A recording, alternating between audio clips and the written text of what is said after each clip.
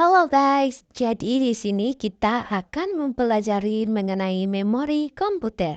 Jadi, memori komputer adalah perangkat keras yang digunakan untuk menyimpan data berupa informasi atau instruksi yang bersifat sementara maupun permanen. Memori merupakan kumpulan dari strong unit yang menyimpan data biner dalam bentuk bit.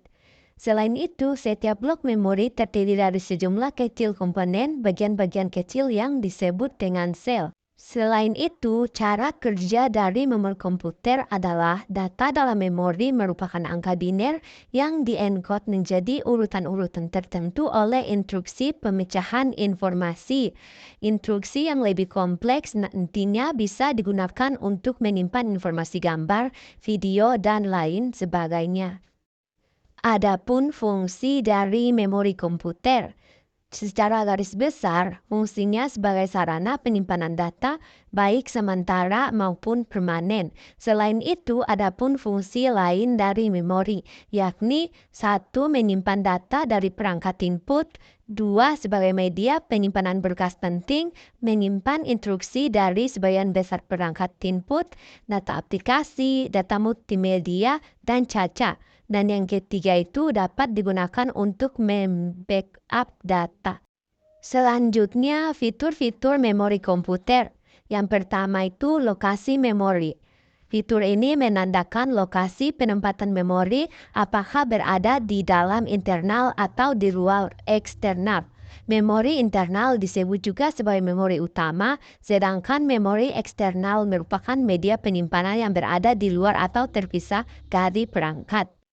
Dan yang kedua, kapasitas memori. Kapasitas memori merupakan salah satu hal penting dari memori komputer, baik internal maupun eksternal. Kapasitas memori eksternal biasanya ukur dalam bentuk bit, sedangkan internal berbentuk bit atau word. Semakin besar kapasitas memori, semakin bagus pula kinerja perangkat komputer.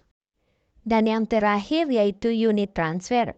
Fitur ini mengukur kecepatan proses penulis dan pembacaan data pada internal memori. Kecepatan transfer data umumnya memiliki tingkat yang sama dengan ukuran Word. Dan selanjutnya ada metode ASCII mencangkup bagaimana cara perangkat menulis serta membaca memori. Yang pertama, asosiatif ASCII metode. Yang kedua, direct memory address. Yang ketiga, random ASCII metode.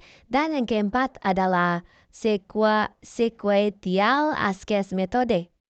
Dan untuk kinerja memori dibagi menjadi 3 bagian, diantaranya yaitu 1. Transfer rate, yang kedua ASCII time, dan yang ketiga adalah memory cycle time. Selanjutnya ada sifat dari memori. Fitur ini mewakili perilaku fisik memori, sebut saja volatil dan non-volatil memori. Memori volatil memerlukan daya untuk menyimpan data, contohnya adalah RAM. Sedangkan memori non-volatil sendiri itu menyimpan data secara permanen tanpa memerlukan adanya daya listrik, contohnya adalah ROM. Dan yang terakhir ada jenis-jenis memori komputer. Yang pertama itu memori primer. Memori primer adalah jenis yang digunakan untuk menyimpan data. Dan yang kedua itu ada RAM dan ROM yang merupakan memori utama.